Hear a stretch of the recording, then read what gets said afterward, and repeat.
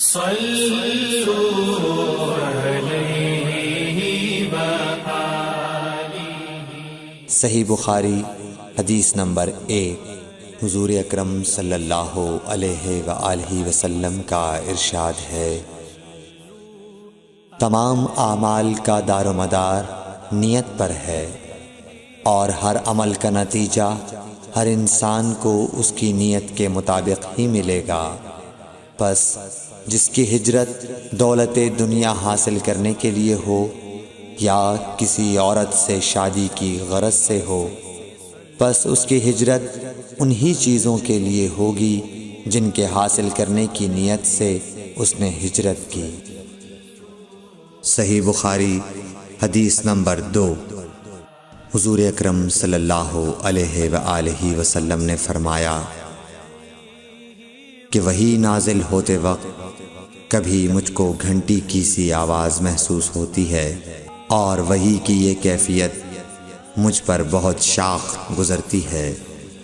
جب یہ کیفیت ختم ہوتی ہے تو میرے دل و دماغ پر اس فرشتے کے ذریعے نازل شدہ وحی محفوظ ہو جاتی ہے، اور کسی وقت ایسا ہوتا ہے کہ فرشتہ بشکل انسان میرے پاس آتا ہے اور مجھ سے کلام کرتا ہے، پس میں اس کا کہا ہوا یاد رکھ لیتا ہوں۔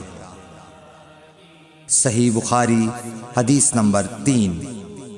حضرت صلی اللہ علیہ وآلہ وسلم پر وحی کا ابتدائی دور اچھے سچے پاکیزہ خوابوں سے شروع ہوا۔ آپ خواب میں جو کچھ دیکھتے وہ صبح کی روشنی کی طرح صحیح اور سچا ثابت ہوتا۔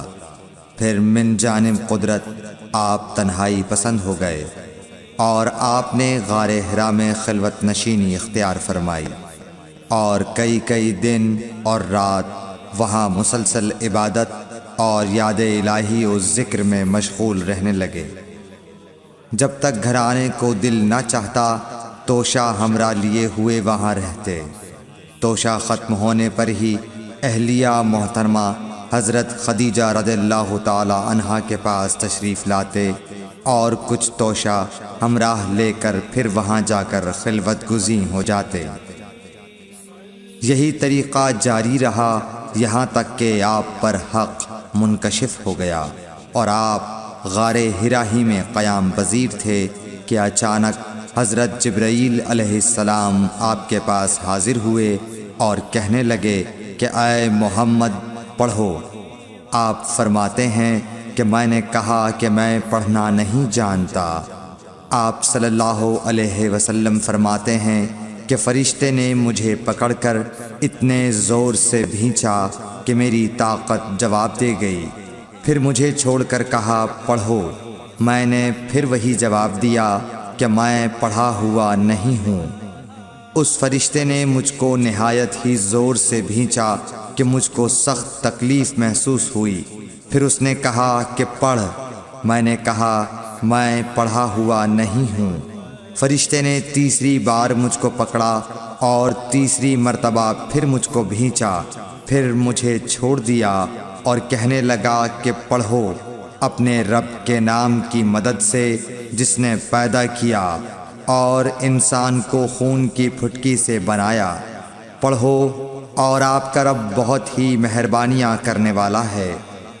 پس یہی آیتیں آپ حضرت جبرائیل علیہ السلام سے سن کر اس حال میں غار حرا سے واپس ہوئے کہ آپ کا دل اس انوکھے واقعے سے کانپ رہا تھا۔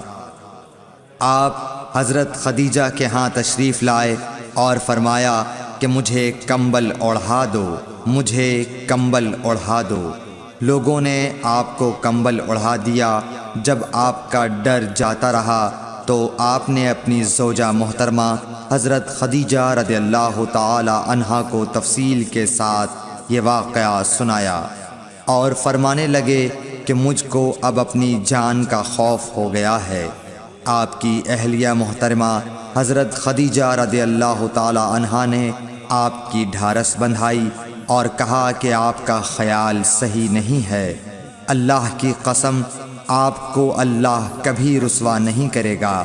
آپ تو اخلاق فاضلہ کے مالک ہیں، آپ تو کنبہ پرور ہیں، بے کسوں کا بوجھ اپنے سر پر رکھتے ہیں، مفلسوں کے لیے آپ کماتے ہیں، مہمان نوازی میں آپ بے مثال ہیں، اور مشکل وقت میں آپ امر حق کا ساتھ دیتے ہیں۔ ایسے اوصاف حسنہ والا انسان یوں بے وقت ذلت و خواری کی موت نہیں پا سکتا۔ پھر مزید تسلی کے لیے حضرت خدیجہ رضی اللہ تعالی عنہا آپ کو ورقہ بن نوفل کے پاس لے گئیں، جو ان کے چچا زاد بھائی تھے اور زمانہ جاہلیت میں نصرانی مذہب اختیار کر چکے تھے اور عبرانی زبان کے کاتب تھے۔ چنانچہ انجیل کو بھی حسب منشائے خداوندی عبرانی زبان میں لکھا کرتے تھے۔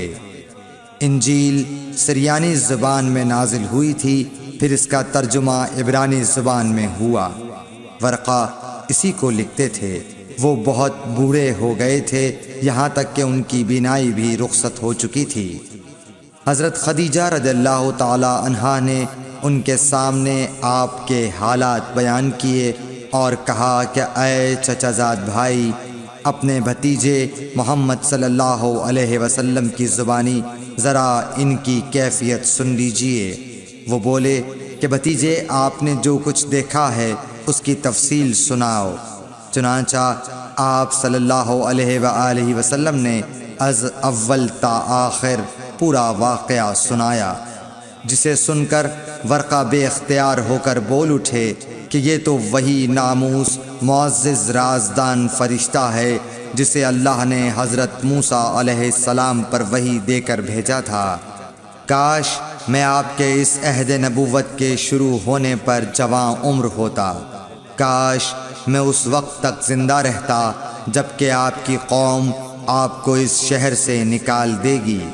رسول کریم صلی اللہ علیہ وآلہ وسلم نے یہ سن کر تعجب سے پوچھا کہ کیا وہ لوگ مجھ کو نکال دیں گے، حالانکہ میں تو ان میں صادق و امین و مقبول ہوں۔ ورقہ بولا، ہاں یہ سب کچھ سچ ہے، مگر جو شخص بھی آپ کی طرح امر حق لے کر آیا لوگ اس کے دشمن ہی ہو گئے ہیں۔ اگر مجھے آپ کی نبوت کا وہ زمانہ مل جائے تو میں آپ کی پوری مدد کروں گا، مگر ورقہ کچھ دنوں کے بعد انتقال کر گئے، پھر کچھ عرصے تک وحی کی آمد موقوف رہی۔ صحیح بخاری حدیث نمبر 4۔ حضور اکرم صلی اللہ علیہ وآلہ وسلم نے وحی کے رک جانے کے زمانے کے حالات بیان فرماتے ہوئے کہا کہ ایک روز میں چلا جا رہا تھا کہ اچانک میں نے آسمان کی طرف ایک آواز سنی اور میں نے اپنا سر آسمان کی طرف اٹھایا۔ کیا دیکھتا ہوں کہ وہی فرشتہ جو میرے پاس غار حرا میں آیا تھا وہ آسمان و زمین کے بیچ میں ایک کرسی پر بیٹھا ہوا ہے۔ میں اس سے ڈر گیا اور گھر آنے پر میں نے پھر کمبل اوڑھنے کی خواہش ظاہر کی۔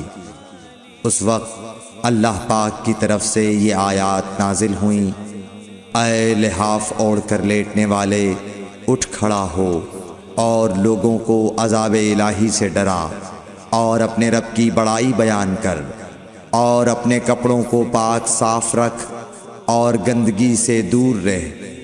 اس کے بعد وہی تیزی کے ساتھ پے در پے آنے لگی۔ صحیح بخاری حدیث نمبر 5۔ رسول اللہ صلی اللہ علیہ وآلہ وسلم نزول قرآن کے وقت بہت سختی محسوس فرمایا کرتے تھے، اور اس کی علامتوں میں سے ایک یہ تھی کہ یاد کرنے کے لیے آپ اپنے ہونٹوں کو ہلاتے تھے۔ ابن عباس رضی اللہ تعالیٰ عنہ نے کہا، میں اپنے ہونٹوں کو ہلاتا ہوں جس طرح آپ ہلاتے تھے۔ سعید کہتے ہیں، میں بھی اپنے ہونٹ ہلاتا ہوں جس طرح ابن عباس رضی اللہ تعالیٰ عنہ کو میں نے ہلاتے دیکھا۔ پھر انہوں نے اپنے ہونٹ ہلائے۔ ابن عباس رضی اللہ تعالیٰ عنہ نے کہا، پھر یہ آیت اتری کہ اے محمد، قرآن کو جلد جلد یاد کرنے کے لیے اپنی زبان نہ ہلاؤ۔ اس کا جمع کر دینا اور پڑھا دینا ہمارا ذمہ ہے۔ حضرت ابن عباس رضی اللہ تعالی عنہ کہتے ہیں، یعنی قرآن آپ صلی اللہ علیہ وآلہ وسلم کے دل میں جمع دینا اور پڑھا دینا ہمارے ذمہ ہے۔ پھر جب ہم پڑھ چکے تو اس پڑھے ہوئے کی اتباع کرو۔ ابن عباس رضی اللہ تعالی عنہ فرماتے ہیں، اس کا مطلب یہ ہے آپ اس کو خاموشی کے ساتھ سنتے رہو، اس کے بعد مطلب سمجھا دینا ہمارے ذمہ ہے۔ پھر یقیناً یہ ہماری ذمہ داری ہے کہ آپ اس کو پڑھو، یعنی اس کو محفوظ کر سکو۔ چنانچہ اس کے بعد جب آپ کے پاس حضرت جبرائیل علیہ السلام وحی لے کر آتے تو آپ توجہ سے سنتے، جب وہ چلے جاتے تو رسول اللہ صلی اللہ علیہ وسلم اس وحی کو اس طرح پڑھتے جس طرح حضرت جبرائیل علیہ السلام نے اسے پڑھا تھا۔ صحیح بخاری حدیث نمبر 6۔ رسول اللہ صلی اللہ علیہ وآلہ وسلم سب لوگوں سے زیادہ جواد سخی تھے، اور رمضان میں دوسرے اوقات کے مقابلے میں جب جبرائیل علیہ السلام آپ صلی اللہ علیہ وآلہ وسلم سے ملتے بہت ہی زیادہ جود و کرم فرماتے۔ جبرائیل علیہ السلام رمضان کی ہر رات میں آپ صلی اللہ علیہ وآلہ وسلم سے ملاقات کرتے اور آپ کے ساتھ قرآن کا دورہ کرتے۔ غرض حضرت صلی اللہ علیہ وآلہ وسلم لوگوں کو بھلائی پہنچانے میں بارش لانے والی ہوا سے بھی زیادہ جود و کرم فرمایا کرتے تھے۔ صحیح بخاری حدیث نمبر 7۔ ہرقل شاہ روم نے قریش کے قافلے میں ایک آدمی بلانے کو بھیجا، اور اس وقت یہ لوگ تجارت کے لیے ملک شام گئے ہوئے تھے، اور یہ وہ زمانہ تھا جب رسول اللہ صلی اللہ علیہ وسلم نے قریش اور ابو سفیان سے ایک وقتی عہد کیا ہوا تھا۔ جب ابو سفیان اور دوسرے لوگ ہرقل کے پاس ایلیا پہنچے جہاں ہرقل نے دربار طلب کیا تھا، اس کے گرد روم کے بڑے بڑے لوگ، علماء، وزراء و امراء بیٹھے ہوئے تھے۔ ہرقل نے ان کو اور اپنے ترجمان کو بلوایا، پھر ان سے پوچھا کہ تم میں سے کون شخص مدعی رسالت کا زیادہ قریبی عزیز ہے؟ ابو سفیان کہتے ہیں کہ میں بول اٹھا کہ میں اس کا سب سے زیادہ قریبی رشتہ دار ہوں۔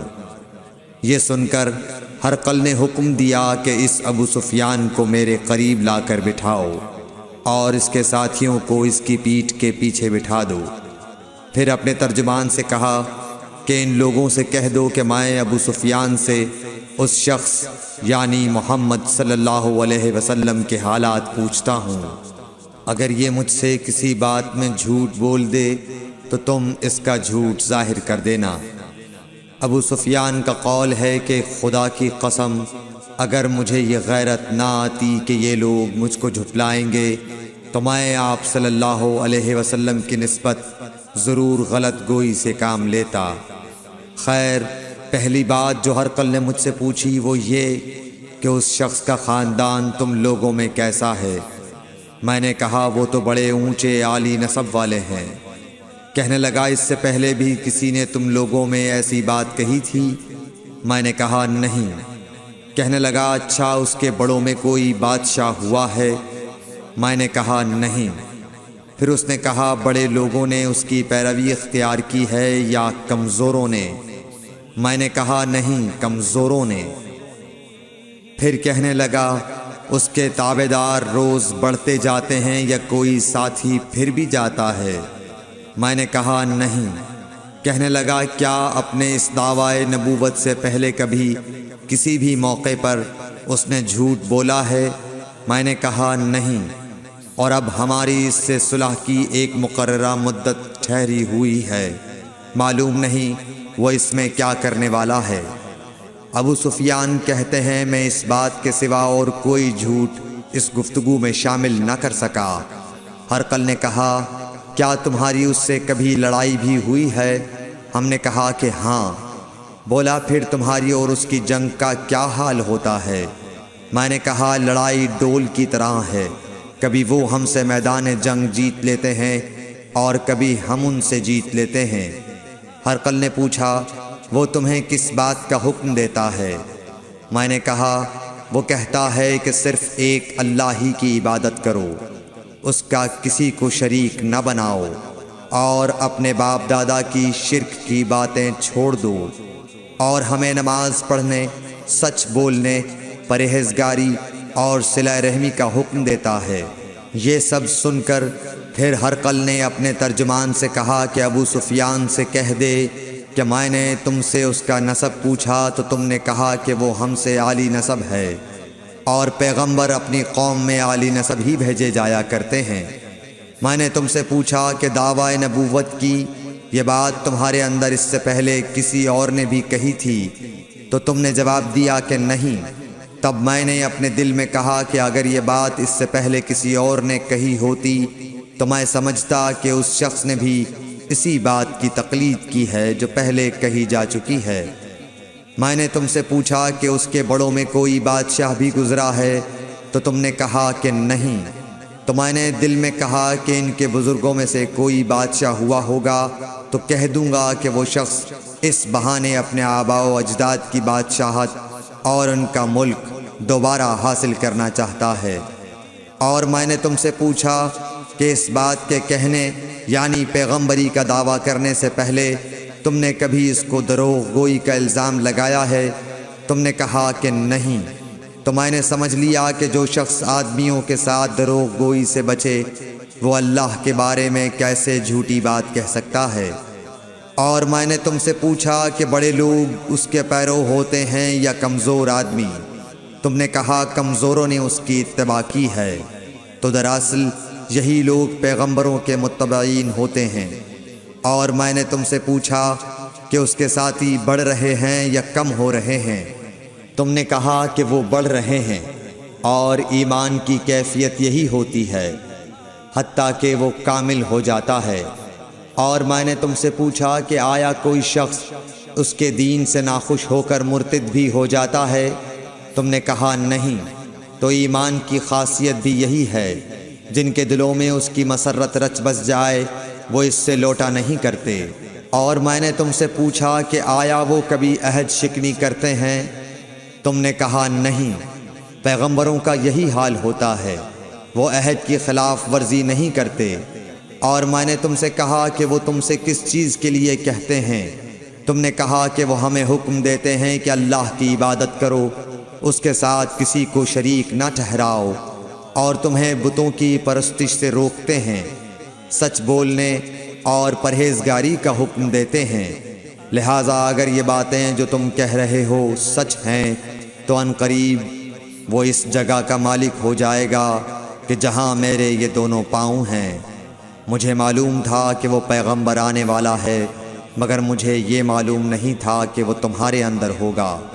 اگر میں جانتا کہ اس تک پہنچ سکوں گا تو اس سے ملنے کے لیے ہر تکلیف گوارا کرتا۔ اگر میں اس کے پاس ہوتا تو اس کے پاؤں دھوتا۔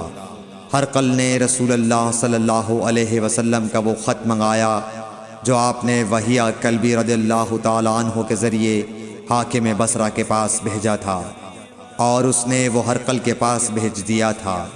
پھر اس کو پڑھا تو اس میں لکھا تھا، اللہ کے نام کے ساتھ جو نہایت مہربان اور رحم والا ہے۔ اللہ کے بندے اور اس کے پیغمبر محمد صلی اللہ علیہ وسلم کی طرف سے یہ خط ہے شاہ روم کے لیے۔ اس شخص پر سلام ہو جو ہدایت کی پیروی کرے۔ اس کے بعد میں آپ کے سامنے دعوت اسلام پیش کرتا ہوں۔ اگر آپ اسلام لے آئیں گے تو دین و دنیا میں سلامتی نصیب ہوگی، اللہ آپ کو دوہرا ثواب دے گا، اور اگر آپ میری دعوت سے روگردانی کریں گے تو آپ کی رعایا کا گناہ بھی آپ ہی پر ہوگا۔ اور اے اہل کتاب، ایک ایسی بات پر آ جاؤ جو ہمارے اور تمہارے درمیان یکساں ہے، وہ یہ کہ ہم اللہ کے سوا کسی کی عبادت نہ کریں اور کسی کو اس کا شریک نہ ٹھہرائیں، اور نہ ہم میں سے کوئی کسی کو خدا کے سوا اپنا رب بنائے۔ پھر اگر وہ اہل کتاب اس کتاب سے منہ پھیر لیں تو مسلمانوں تم ان سے کہہ دو کہ تم مانو یا نہ مانو، ہم ایک خدا کے اطاعت گزار ہیں۔ ابو سفیان کہتے ہیں جب ہرقل نے جو کچھ کہنا تھا کہہ دیا اور خط پڑھ کر فارغ ہوا تو اس کے ارد گرد بہت شور و غوغا ہوا، بہت سی آوازیں اٹھیں اور ہمیں باہر نکال دیا گیا۔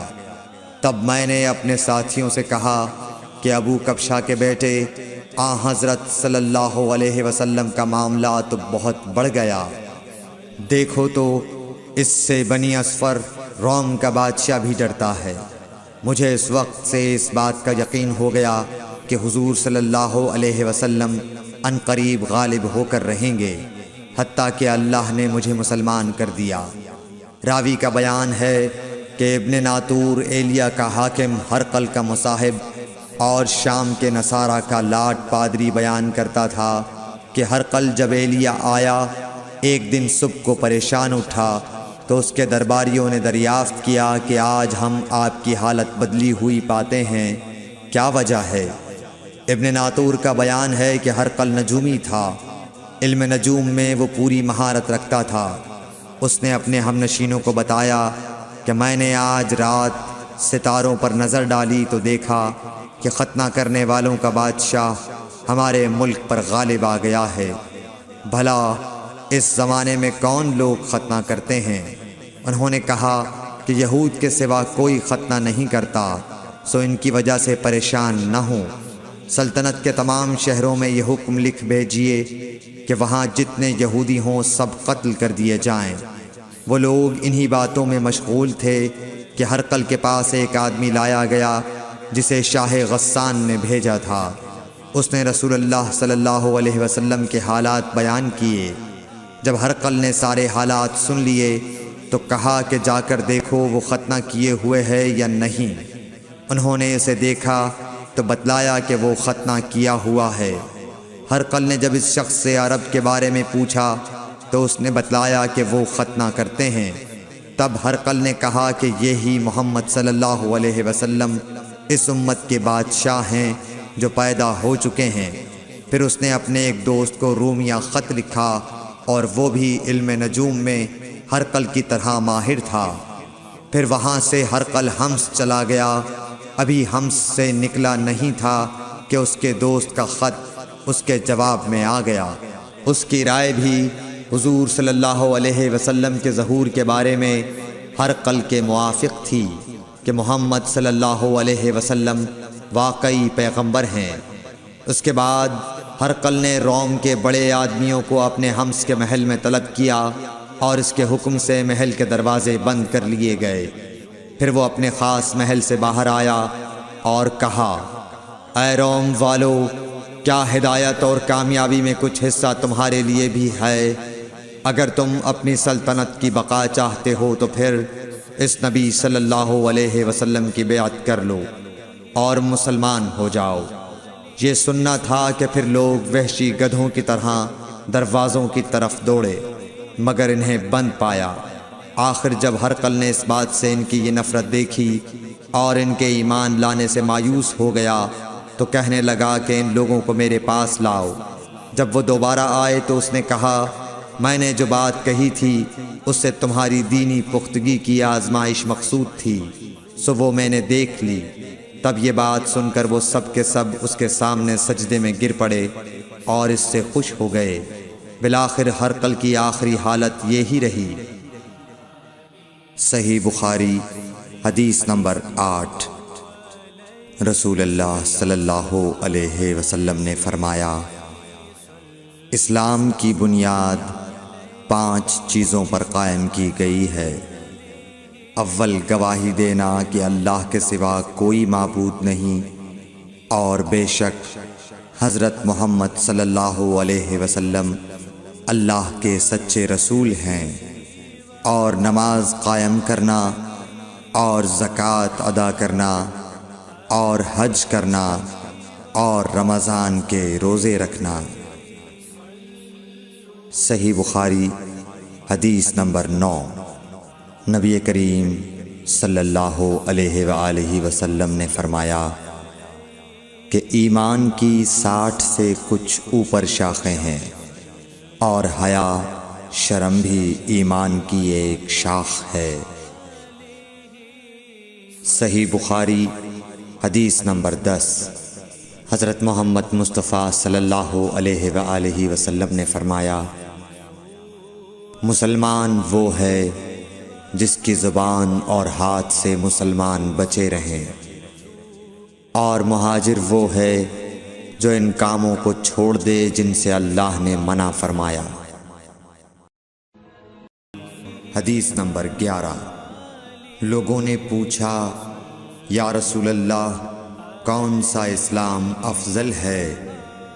تو نبی صلی اللہ علیہ وسلم نے فرمایا، وہ جس کے ماننے والے مسلمانوں کی زبان اور ہاتھ سے سارے مسلمان سلامتی میں رہیں۔ صحیح بخاری حدیث نمبر 12۔ ایک دن ایک آدمی نے حضرت صلی اللہ علیہ وسلم سے پوچھا کہ کون سا اسلام بہتر ہے؟ فرمایا، یہ کہ تم کھانا کھلاؤ اور جس کو پہچانو اس کو بھی اور جس کو نہ پہچانو اس کو بھی، الغرض سب کو سلام کرو۔ صحیح بخاری حدیث نمبر 13۔ حضور اکرم صلی اللہ علیہ وآلہ وسلم نے فرمایا، تم میں سے کوئی شخص ایماندار نہ ہوگا جب تک اپنے بھائی کے لیے وہ نہ چاہے جو اپنے نفس کے لیے چاہتا ہے۔ صحیح بخاری حدیث نمبر 14۔ رسول کریم صلی اللہ علیہ وسلم نے فرمایا، قسم ہے اس ذات کی جس کے ہاتھ میں میری جان ہے، تم میں سے کوئی بھی ایماندار نہ ہوگا جب تک میں اس کے والد اور اولاد سے بھی زیادہ اس کا محبوب نہ بن جاؤں۔ صحیح بخاری حدیث نمبر 15۔ حضرت صلی اللہ علیہ وسلم نے فرمایا، تم میں سے کوئی شخص ایماندار نہ ہوگا جب تک اس کے والد اور اس کی اولاد اور تمام لوگوں سے زیادہ اس کے دل میں میری محبت نہ ہو جائے۔ صحیح بخاری حدیث نمبر 16۔ نبی کریم صلی اللہ علیہ وآلہ وسلم نے فرمایا، 3 خصلتیں ایسی ہیں کہ جس میں یہ پیدا ہو جائیں اس نے ایمان کی مٹھاس کو پا لیا۔ اول یہ کہ اللہ اور اس کا رسول اس کے نزدیک سب سے زیادہ محبوب بن جائیں۔ دوسرے یہ کہ وہ کسی انسان سے محض اللہ کی رضا کے لیے محبت رکھے۔ تیسرے یہ کہ وہ کفر میں واپس لوٹنے کو ایسا برا جانے جیسا کہ آگ میں ڈالے جانے کو برا جانتا ہے۔ صحیح بخاری حدیث نمبر 17۔ حضور اکرم صلی اللہ علیہ وآلہ وسلم نے فرمایا، انصار سے محبت رکھنا ایمان کی نشانی ہے، اور انصار سے کینہ رکھنا نفاق کی نشانی ہے۔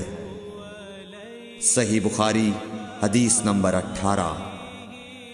رسول اللہ صلی اللہ علیہ وسلم نے اس وقت جب آپ کے گرد صحابہ کی ایک جماعت بیٹھی ہوئی تھی فرمایا کہ مجھ سے بیعت کرو اس بات پر کہ اللہ کے ساتھ کسی کو شریک نہ کرو گے، چوری نہ کرو گے، زنا نہ کرو گے، اپنی اولاد کو قتل نہ کرو گے، اور ناعمدن کسی پر کوئی ناحق بہتان باندھو گے، اور کسی بھی اچھی بات میں اللہ کی نافرمانی نہ کرو گے۔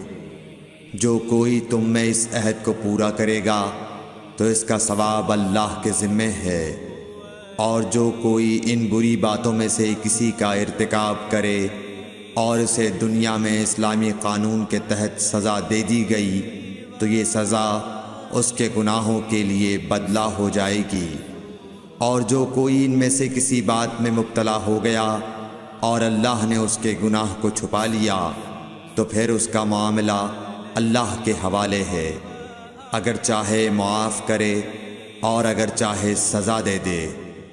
عبادہ کہتے ہیں کہ پھر ہم سب نے ان سب باتوں پر آپ صلی اللہ علیہ وسلم سے بیعت کر لی۔ صحیح بخاری حدیث نمبر 19۔ رسول اللہ صلی اللہ علیہ وسلم نے فرمایا، وہ وقت قریب ہے جب مسلمان کا سب سے عمدہ مال اس کی بکریاں ہوں گی، جن کے پیچھے وہ پہاڑوں کی چوٹیوں اور برساتی وادیوں میں اپنے دین کو بچانے کے لیے بھاگ جائے گا۔ صحیح بخاری حدیث نمبر 20۔ رسول اللہ صلی اللہ علیہ وسلم کسی کام کا حکم دیتے تو ایسا ہی کام ہوتا جس کے کرنے کی لوگوں میں طاقت ہوتی۔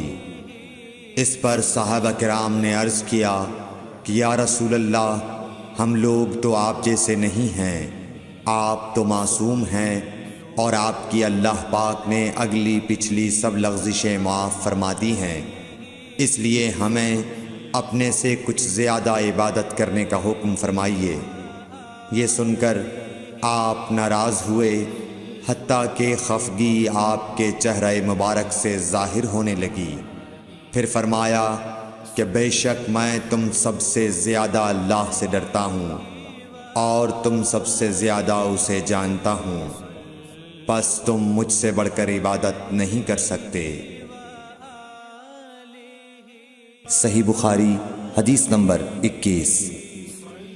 حضور اکرم صلی اللہ علیہ وآلہ وسلم نے ارشاد فرمایا، جس شخص میں یہ 3 باتیں ہوں گی وہ ایمان کا مزہ پالے گا۔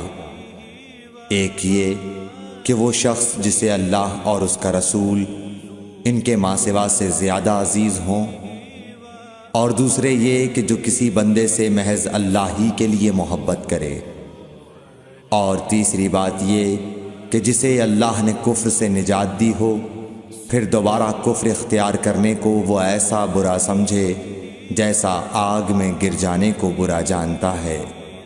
صحیح بخاری حدیث نمبر 22۔ حضرت محمد مصطفیٰ صلی اللہ علیہ وآلہ وسلم نے فرمایا، جب جنتی جنت میں اور دوزخی دوزخ میں داخل ہو جائیں گے، اللہ پاک فرمائے گا، جس کے دل میں رائی کے دانے کے برابر بھی ایمان ہو، اس کو بھی دوزخ سے نکال لو۔ تب ایسے لوگ دوزخ سے نکال لیے جائیں گے اور وہ جل کر کوئلے کی طرح سیاہ ہو چکے ہوں گے، پھر زندگی کی نہر میں یا بارش کے پانی میں ڈالے جائیں گے۔ اس وقت وہ دانے کی طرح اگائیں گے جس طرح ندی کے کنارے دانے اگاتے ہیں۔ کیا تم نے نہیں دیکھا کہ دانہ زردی مائل پیچ در پیچ نکلتا ہے؟ صحیح بخاری حدیث نمبر 23۔ حضور اکرم صلی اللہ علیہ وآلہ وسلم نے فرمایا، میں ایک وقت سو رہا تھا، میں نے خواب میں دیکھا کہ لوگ میرے سامنے پیش کیے جا رہے ہیں اور وہ کرتے پہنے ہوئے ہیں، کسی کا کرتا سینے تک ہے اور کسی کا اس سے نیچا ہے۔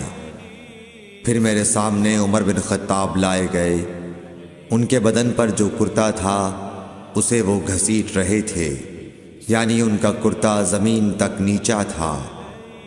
صحابہ رضی اللہ تعالی عنہ نے پوچھا کہ یا رسول اللہ، اس کی کیا تعبیر ہے؟ آپ نے فرمایا کہ اس سے دین مراد ہے۔ صحیح بخاری حدیث نمبر 24۔ ایک مرتبہ رسول کریم صلی اللہ علیہ وسلم ایک انصاری شخص کے پاس سے گزرے، اس حال میں کہ وہ اپنے ایک بھائی سے کہہ رہے تھے کہ تم اتنی شرم کیوں کرتے ہو؟ آپ نے اس انصاری سے فرمایا کہ اس کو اس کے حال پر رہنے دو، کیونکہ حیا بھی ایمان ہی کا ایک حصہ ہے۔ صحیح بخاری حدیث نمبر 25۔ رسول اللہ صلی اللہ علیہ وسلم نے فرمایا، مجھے اللہ کی طرف سے حکم دیا گیا ہے کہ لوگوں سے جنگ کروں اس وقت تک کہ وہ اس بات کا اقرار کر لیں کہ اللہ کے سوا کوئی معبود نہیں ہے، اور یہ کہ محمد صلی اللہ علیہ وسلم اللہ کے سچے رسول ہیں، اور نماز ادا کرنے لگیں اور زکوٰۃ دیں۔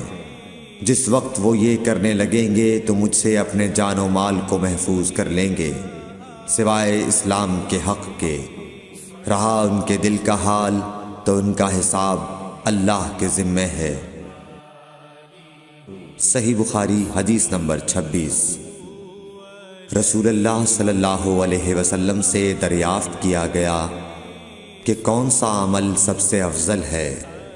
فرمایا اللہ اور اس کے رسول پر ایمان لانا۔ کہا گیا اس کے بعد کون سا؟ آپ نے فرمایا کہ اللہ کی راہ میں جہاد کرنا۔ کہا گیا پھر کیا ہے؟ آپ نے فرمایا حج مبرور۔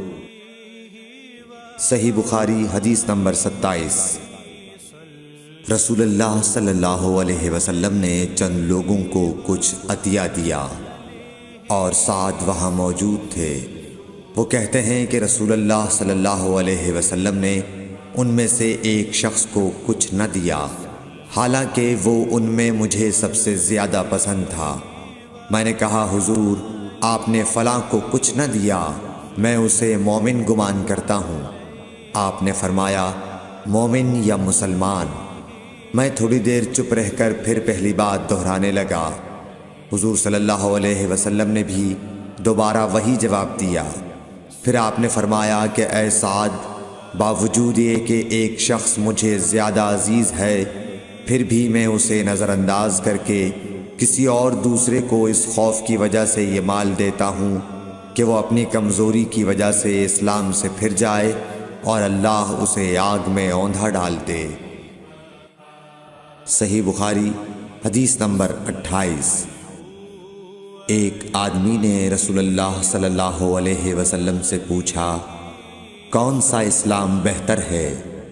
آپ صلی اللہ علیہ وسلم نے فرمایا کہ تو کھانا کھلائے اور ہر شخص کو سلام کرے، خواہ اس کو تو جانتا ہو یا نہ جانتا ہو۔ صحیح بخاری حدیث نمبر 29۔ حضرت صلی اللہ علیہ وسلم نے فرمایا مجھے دوزخ دکھلائی گئی تو اس میں زیادہ تر عورتیں تھیں جو کفر کرتی ہیں۔ کہا گیا حضور کیا وہ اللہ کے ساتھ کفر کرتی ہیں؟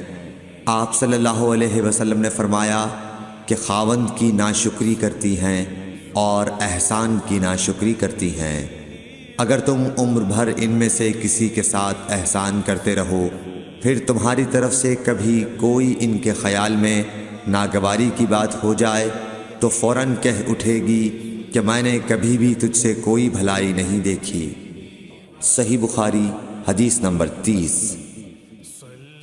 حضرت صلی اللہ علیہ وآلہ وسلم فرماتے تھے جب دو مسلمان اپنی اپنی تلواریں لے کر بھڑ جائیں تو قاتل اور مقتول دونوں دوزخی ہیں۔ عرض کیا گیا یا رسول اللہ قاتل تو خیر ضرور دوزخی ہونا چاہیے، مقتول کیوں؟ فرمایا وہ بھی اپنے ساتھی کو مار ڈالنے کی حرص رکھتا تھا، موقع پاتا تو وہ اسے ضرور قتل کر دیتا، دل کے عزم سمیم پر وہ دوزخی ہوا۔ صحیح بخاری حدیث نمبر 31۔ ابو ذر ایک جوڑا پہنے ہوئے تھے اور ان کا غلام بھی جوڑا پہنے ہوئے تھا۔ سبب دریافت کیا گیا تو کہنے لگے کہ میں نے ایک شخص یعنی غلام کو برا بھلا کہا تھا اور اس کی ماں کی غیرت دلائی یعنی گالی دی، تو رسول اللہ صلی اللہ علیہ وسلم نے یہ معلوم کر کے مجھ سے فرمایا اے ابو ذر تو نے اسے ماں کے نام سے غیرت دلائی ہے، بے شک تجھ میں ابھی کچھ زمانہ جاہلیت کا اثر باقی ہے۔ یاد رکھو ماتحت لوگ تمہارے بھائی ہیں، اللہ نے اپنی کسی مصلحت کی بنا پر انہیں تمہارے قبضے میں دے رکھا ہے، تو جس کے ماتحت اس کا کوئی بھائی ہو تو اس کو بھی وہی کھلائے جو آپ کھاتا ہے، اور وہ کپڑا اسے پہنائے جو آپ پہنتا ہے، اور ان کو اتنے کام کی تکلیف نہ دو کہ ان کے لیے مشکل ہو جائے، اور اگر کوئی سخت کام ڈالو تو تم خود بھی ان کی مدد کرو۔ صحیح بخاری حدیث نمبر 32۔ جب سورہ انعام کی یہ آیت اتری، جو لوگ ایمان لائے اور انہوں نے اپنے ایمان میں گناہوں کی آمیزش نہیں کی، تو آپ صلی اللہ علیہ وسلم کے اصحاب نے کہا، یا رسول اللہ، یہ تو بہت ہی مشکل ہے، ہم میں کون ایسا ہے جس نے گناہ نہیں کیا؟ تب اللہ پاک نے سورہ لقمان کی یہ آیت اتاری کہ بے شک شرک بڑا ظلم ہے۔ صحیح بخاری حدیث نمبر 33۔ رسول اللہ صلی اللہ علیہ وآلہ وسلم نے فرمایا، منافق کی علامتیں 3 ہیں: جب بات کرے جھوٹ بولے، جب وعدہ کرے اس کے خلاف کرے، اور جب اس کو امین بنایا جائے تو خیانت کرے۔ صحیح بخاری حدیث نمبر 34۔ رسول اللہ صلی اللہ علیہ وسلم نے فرمایا کہ 4 عادتیں جس کسی میں ہوں تو وہ خالص منافق ہے، اور جس کسی میں ان 4 میں سے ایک عادت ہو تو وہ بھی نفاق ہی ہے جب تک اسے نہ چھوڑ دے۔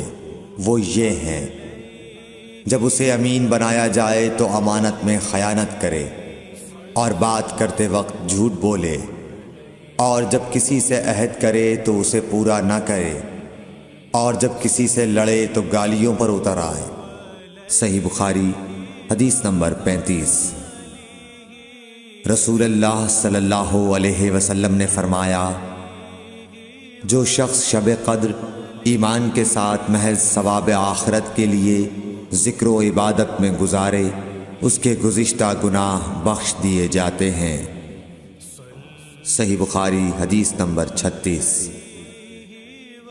رسول اللہ صلی اللہ علیہ وسلم نے فرمایا، جو شخص اللہ کی راہ میں جہاد کے لیے نکلا، اللہ اس کا ضامن ہو گیا۔ اللہ تعالیٰ فرماتا ہے، اس کو میری ذات پر یقین اور میرے پیغمبروں کی تصدیق نے اس سرفروشی کے لیے گھر سے نکالا ہے۔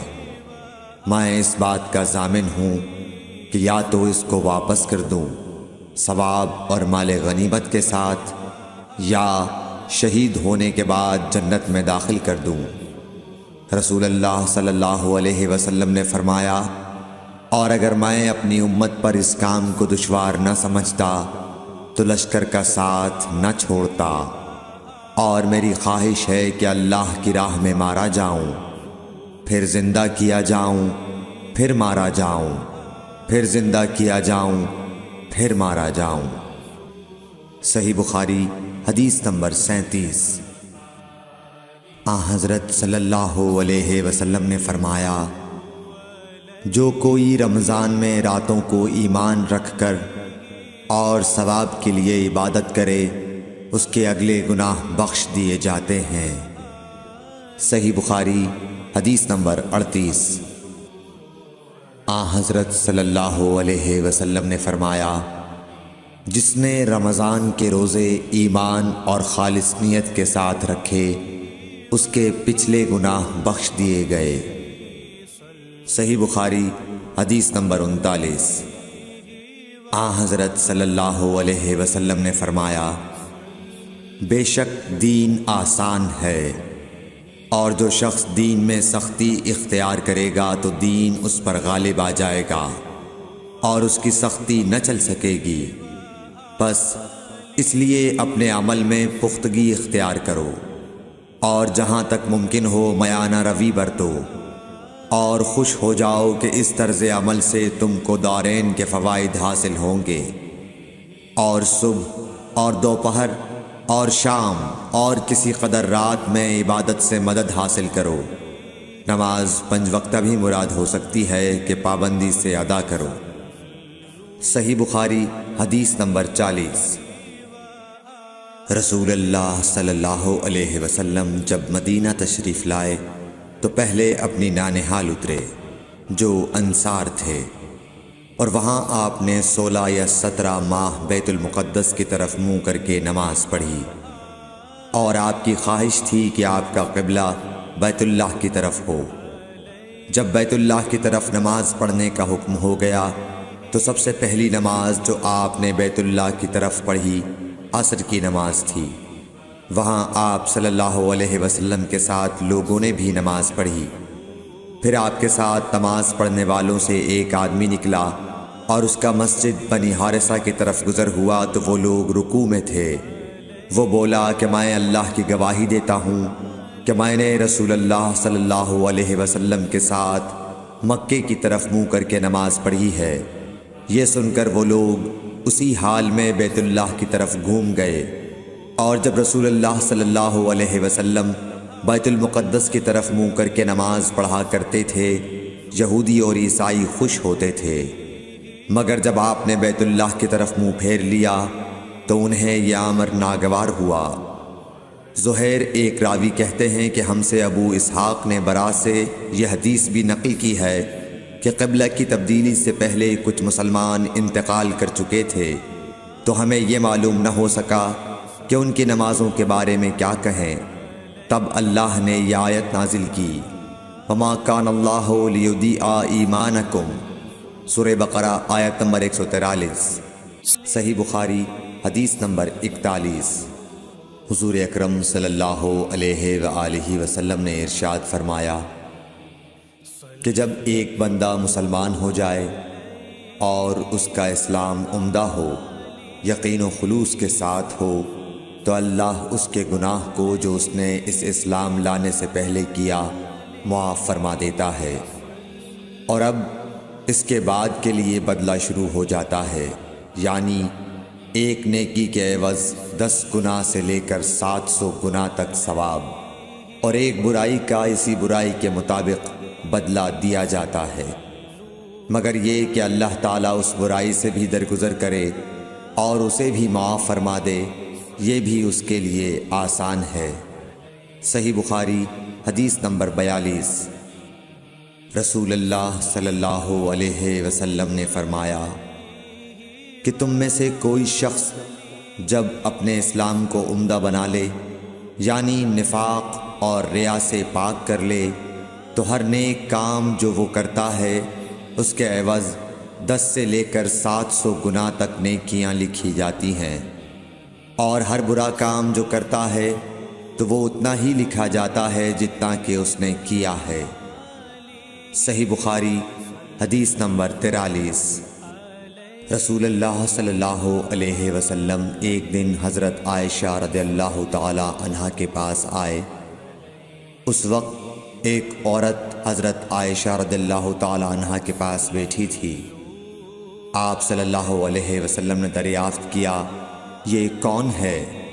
عرض کیا، فلاں عورت، اور اس کی نماز کے اشتیاق اور پابندی کا ذکر کیا۔ آپ صلی اللہ علیہ وسلم نے فرمایا، ٹھہر جاؤ، سن لو کہ تم پر اتنا ہی عمل واجب ہے جتنے عمل کی تمہارے اندر طاقت ہے۔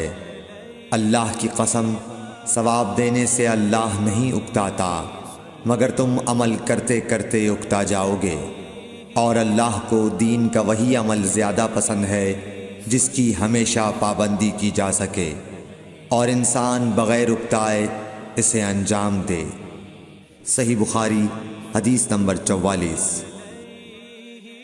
رسول اللہ صلی اللہ علیہ وسلم نے فرمایا، جس شخص نے لا الہ الا اللہ کہہ لیا اور اس کے دل میں جو برابر بھی ایمان ہے، تو وہ ایک نہ ایک دن دوزخ سے ضرور نکلے گا، اور دوزخ سے وہ شخص بھی ضرور نکلے گا جس نے کلمہ پڑھا اور اس کے دل میں گیہوں کے دانے برابر خیر ہے، اور دوزخ سے وہ بھی نکلے گا جس نے کلمہ پڑھا اور اس کے دل میں ایک ذرہ برابر بھی خیر ہے۔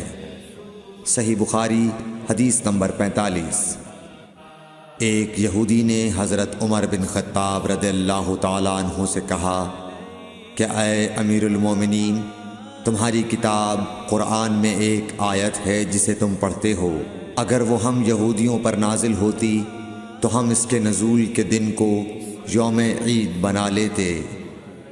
آپ نے پوچھا، وہ کون سی آیت ہے؟ اس نے جواب دیا، سورہ مائدہ کی یہ آیت کہ آج میں نے تمہارے دین کو مکمل کر دیا اور اپنی نعمت تم پر تمام کر دی اور تمہارے لیے دین اسلام پسند کیا، حضرت عمر رضی اللہ تعالی عنہ نے فرمایا کہ ہم اس دن اور اس مقام کو خوب جانتے ہیں۔ جب یہ آیت رسول اللہ صلی اللہ علیہ وسلم پر نازل ہوئی، اس وقت آپ صلی اللہ علیہ وسلم عرفات میں جمعے کے دن کھڑے ہوئے تھے۔ صحیح بخاری حدیث نمبر 46۔ طلحہ بن عبید اللہ کہتے تھے کہ نجد والوں میں سے ایک شخص حضرت صلی اللہ علیہ وسلم کے پاس آیا، سر پریشان یعنی بال بکھرے ہوئے تھے۔ ہم اس کی آواز کی بنبناہٹ سنتے تھے اور ہم سمجھ نہیں پا رہے تھے کہ وہ کیا کہہ رہا ہے، یہاں تک کہ وہ نزدیک آن پہنچا جب معلوم ہوا کہ وہ اسلام کے بارے میں پوچھ رہا ہے۔ حضرت صلی اللہ علیہ وسلم نے فرمایا کہ اسلام دن رات میں 5 نمازیں پڑھنا ہے۔ اس نے کہا بس اس کے سوا تو اور کوئی نماز مجھ پر نہیں۔ آپ نے فرمایا نہیں، مگر تو نفل پڑھے تو اور بات ہے۔ حضرت صلی اللہ علیہ وسلم نے فرمایا اور رمضان کے روزے رکھنا۔ اس نے کہا اور تو کوئی روزہ مجھ پر نہیں ہے۔ آپ نے فرمایا نہیں، مگر تو نفل روزے رکھے تو اور بات ہے۔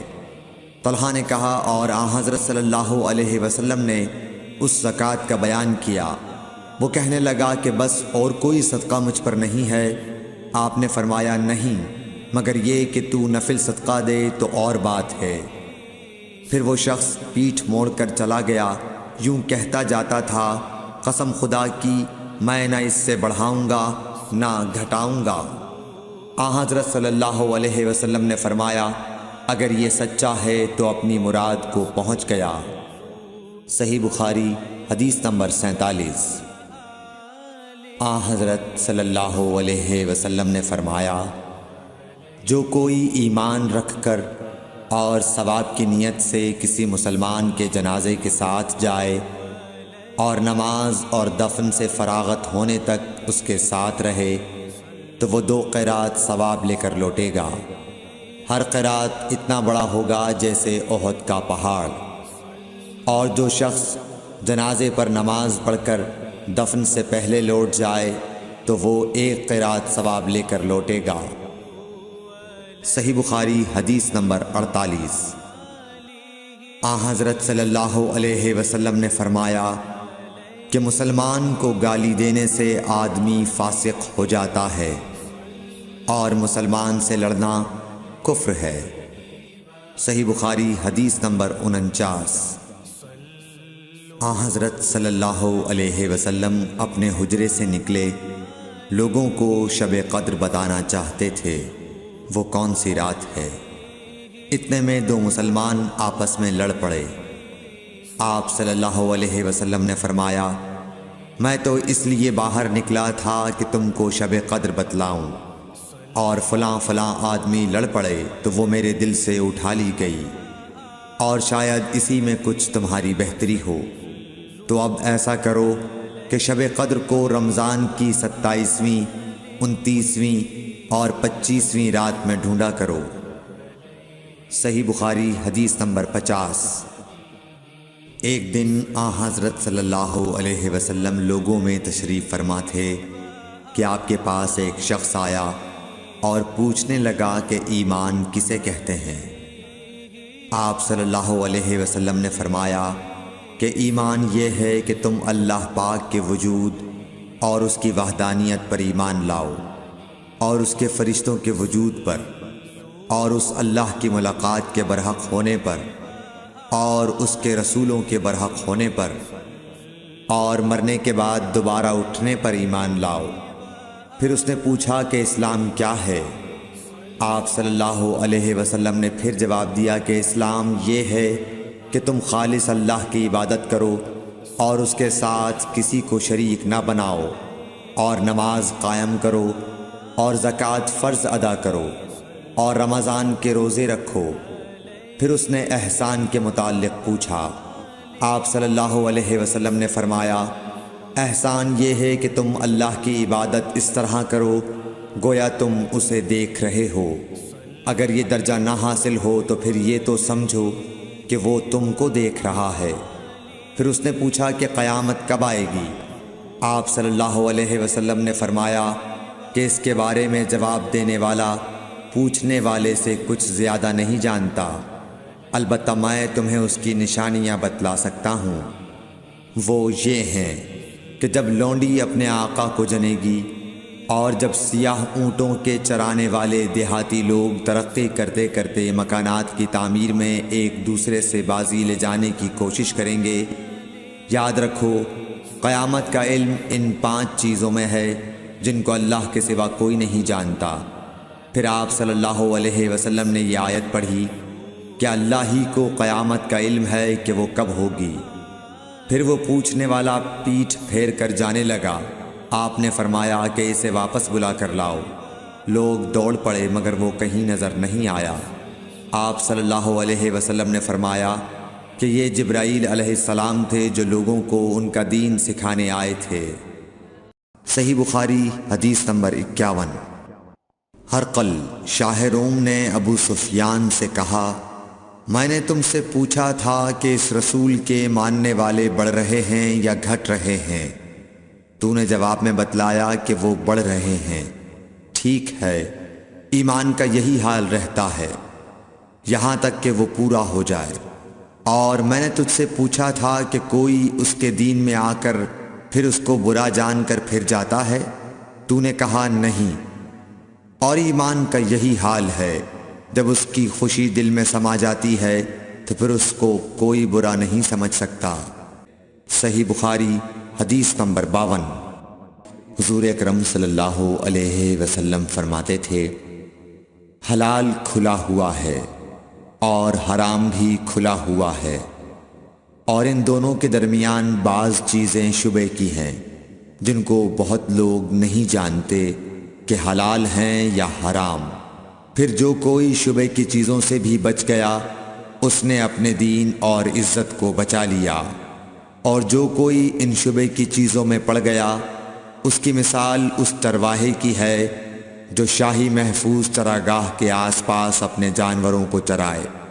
وہ قریب ہے کہ کبھی اس چراگاہ کے اندر گھس جائے اور شاہی مجرم قرار پائے۔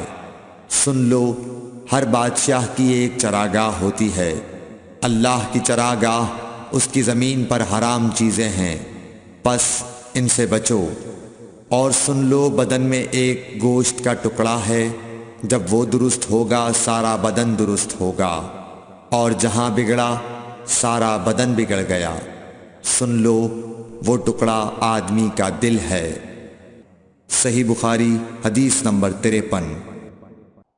عبد القیس کا وفد جب حضرت صلی اللہ علیہ وسلم کے پاس آیا تو آپ نے پوچھا کہ یہ کون سی قوم کے لوگ ہیں یا یہ وفد کہاں کا ہے؟ انہوں نے کہا کہ ربیہ خاندان کے لوگ ہیں۔ آپ صلی اللہ علیہ وسلم نے فرمایا، مرحبا اس قوم کو یا اس وفد کو، نہ ذلیل ہونے والے نہ شرمندہ ہونے والے، یعنی ان کا آنا بہت خوب ہے۔ وہ کہنے لگے، اے اللہ کے رسول صلی اللہ علیہ وسلم، ہم آپ کی خدمت میں صرف ان حرمت والے مہینوں میں آ سکتے ہیں، کیونکہ ہمارے اور آپ کے درمیان مضر کے کافروں کا قبیلہ آباد ہے۔ پس آپ ہم کو ایک ایسی قطعی بات بتلا دیجئے جس کی خبر ہم اپنے پچھلے لوگوں کو بھی کر دیں جو یہاں نہیں آئے، اور اس پر عمل درآمد کر کے ہم جنت میں داخل ہو جائیں۔ اور انہوں نے آپ سے اپنے برتنوں کے بارے میں بھی پوچھا۔ آپ صلی اللہ علیہ وسلم نے ان کو 4 باتوں کا حکم اور 4 قسم کے برتنوں کو استعمال میں لانے سے منع فرمایا۔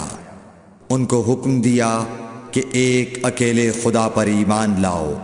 پھر آپ صلی اللہ علیہ وسلم نے پوچھا کہ جانتے ہو ایک اکیلے اللہ پر ایمان لانے کا مطلب کیا ہے؟ انہوں نے کہا کہ اللہ اور اس کے رسول ہی کو معلوم ہے۔ آپ نے فرمایا کہ اس بات کی گواہی دینا کہ اللہ کے سوا کوئی معبود نہیں، اور یہ حضرت محمد صلی اللہ علیہ وسلم اس کے سچے رسول ہیں، اور نماز قائم کرنا اور زکوٰۃ ادا کرنا اور رمضان کے روزے رکھنا، اور مال غنیمت سے جو ملے اس کا 5واں حصہ مسلمانوں کے بیت المال میں داخل کرنا، اور 4 برتنوں کے استعمال سے آپ صلی اللہ علیہ وسلم نے ان کو منع فرمایا۔ سبز لاکھی مرتبان سے اور کدو کے بنائے ہوئے برتن سے، لکڑی کے کھودے ہوئے برتن سے اور روغنی برتن سے، اور فرمایا کہ ان باتوں کو حفظ کر لو اور ان لوگوں کو بھی بتلا دینا جو تم سے پیچھے ہیں اور یہاں نہیں آئے ہیں۔ صحیح بخاری حدیث نمبر 54۔ حضرت صلی اللہ علیہ وسلم نے فرمایا، عمل نیت ہی سے صحیح ہوتے ہیں یا نیت ہی کے مطابق ان کو بدلہ ملتا ہے، اور ہر آدمی کو وہی ملے گا جو نیت کرے گا۔ پس جو کوئی اللہ اور اس کے رسول کی رضا کے لیے ہجرت کرے اور اس کی ہجرت اللہ اور اس کے رسول کی طرف ہوگی، اور جو کوئی دنیا کمانے کے لیے یا کسی عورت سے شادی کرنے کے لیے ہجرت کرے گا تو اس کی ہجرت انہی کاموں کے لیے ہوگی۔ صحیح بخاری حدیث نمبر 55۔ حضرت صلی اللہ علیہ وسلم نے فرمایا، جب آدمی ثواب کی نیت سے اپنے اہل و عیال پر خرچ کرے پس وہ بھی اس کے لیے صدقہ ہے۔ صحیح بخاری حدیث نمبر 56۔ حضرت صلی اللہ علیہ وسلم نے فرمایا، بے شک تو جو کچھ خرچ کرے اور اس سے تیری نیت اللہ کی رضا حاصل کرنی ہو تو تجھ کو اس کا ثواب ملے گا، یہاں تک کہ اس پر بھی جو تو اپنی بیوی کے منہ میں ڈالے۔ صحیح بخاری حدیث نمبر 57۔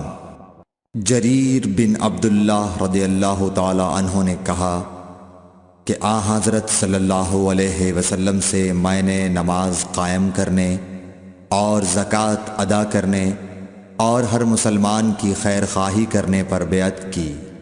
صحیح بخاری حدیث نمبر 58۔ جس دن مغیرہ بن شعبہ حاکم کوفہ کا انتقال ہوا تو جریر بن عبداللہ رضی اللہ تعالی عنہ خطبے کے لیے کھڑے ہوئے اور اللہ کی تعریف اور خوبی بیان کی اور کہا، تم کو اکیلے اللہ کا ڈر رکھنا چاہیے، اس کا کوئی شریک نہیں، اور تحمل اور اطمینان سے رہنا چاہیے اس وقت تک کہ کوئی دوسرا حاکم تمہارے اوپر آئے، اور وہ ابھی آنے والا ہے۔ پھر فرمایا کہ اپنے مرنے والے حاکم کے لیے دعائے مغفرت کرو، کیونکہ وہ مغیرہ بھی معافی کو پسند کرتا تھا۔ پھر کہا کہ اس کے بعد تم کو معلوم ہونا چاہیے کہ میں ایک دفعہ حضرت صلی اللہ علیہ وسلم کے پاس آیا اور میں نے عرض کیا کہ میں آپ سے اسلام پر بیعت کرتا ہوں۔ آپ نے مجھ سے ہر مسلمان کی خیر خواہی کے لیے شرط کی، پس میں نے اس شرط پر آپ سے بیعت کر لی۔ پس اس مسجد کے رب کی قسم کہ میں تمہارا خیر خواہ ہوں۔ پھر استغفار کیا اور ممبر سے اتر آئے۔ صحیح بخاری حدیث نمبر 59۔ ایک بار حضرت صلی اللہ علیہ وسلم لوگوں میں بیٹھے ہوئے ان سے باتیں کر رہے تھے، اتنے میں ایک دیہاتی آپ کے پاس آیا اور پوچھنے لگا کہ قیامت کب آئے گی۔ آپ صلی اللہ علیہ وسلم اپنی گفتگو میں مصروف رہے۔ بعض لوگ جو مجلس میں تھے کہنے لگے، آپ صلی اللہ علیہ وسلم نے دیہاتی کی بات سنی لیکن پسند نہیں کی، اور بعض کہنے لگے کہ نہیں بلکہ آپ نے اس کی بات سنی ہی نہیں۔ جب آپ اپنی باتیں پوری کر چکے تو میں سمجھتا ہوں کہ آپ صلی اللہ علیہ وسلم نے یوں فرمایا، وہ قیامت کے بارے میں پوچھنے والا کہاں گیا؟ اس دیہاتی نے کہا، حضور میں موجود ہوں۔ آپ نے فرمایا کہ جب امانت ایمانداری دنیا سے اٹھ جائے تو قیامت قائم ہونے کا انتظار کر۔ اس نے کہا، ایمانداری اٹھنے کا کیا مطلب ہے؟ آپ صلی اللہ علیہ وسلم نے فرمایا کہ جب حکومت کے کاروبار نالائق لوگوں کو سونپ دیے جائیں تو قیامت کا انتظار کر۔ صحیح بخاری حدیث نمبر 60۔ عبداللہ بن عمرو نے کہا کہ ایک سفر میں جو ہم نے کیا تھا حضرت صلی اللہ علیہ وسلم ہم سے پیچھے رہ گئے، اور آپ صلی اللہ علیہ وسلم ہم سے اس وقت ملے جب عصر کی نماز کا وقت آن پہنچا تھا۔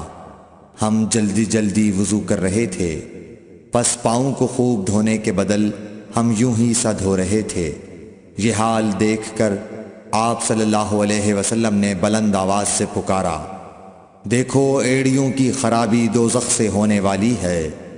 2 یا 3 بار آپ صلی اللہ علیہ وسلم نے یوں ہی بلند آواز سے فرمایا۔ صحیح بخاری حدیث نمبر 60۔ صحیح بخاری حدیث نمبر 61۔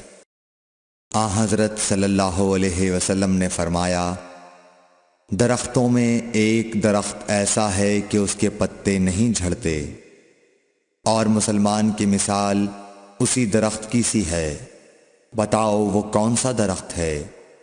یہ سن کر لوگوں کا خیال جنگل کی طرف دوڑا۔ عبداللہ رضی اللہ تعالی عنہ نے کہا، میرے دل میں آیا کہ وہ کھجور کا درخت ہے، مگر میں اپنی کمسنی کی شرم سے نہ بولا۔ آخر صحابہ نے حضرت صلی اللہ علیہ وسلم سے پوچھا کہ وہ کون سا درخت ہے؟ آپ نے فرمایا، وہ کھجور کا درخت ہے۔ صحیح بخاری حدیث نمبر 62۔ حضرت صلی اللہ علیہ وسلم نے فرمایا، درختوں میں سے ایک درخت ایسا ہے کہ اس کے پتے نہیں جھڑتے، اور مسلمان کی بھی یہی مثال ہے، بتلاؤ وہ کون سا درخت ہے؟ یہ سن کر لوگوں کے خیالات جنگل کے درختوں میں چلے گئے۔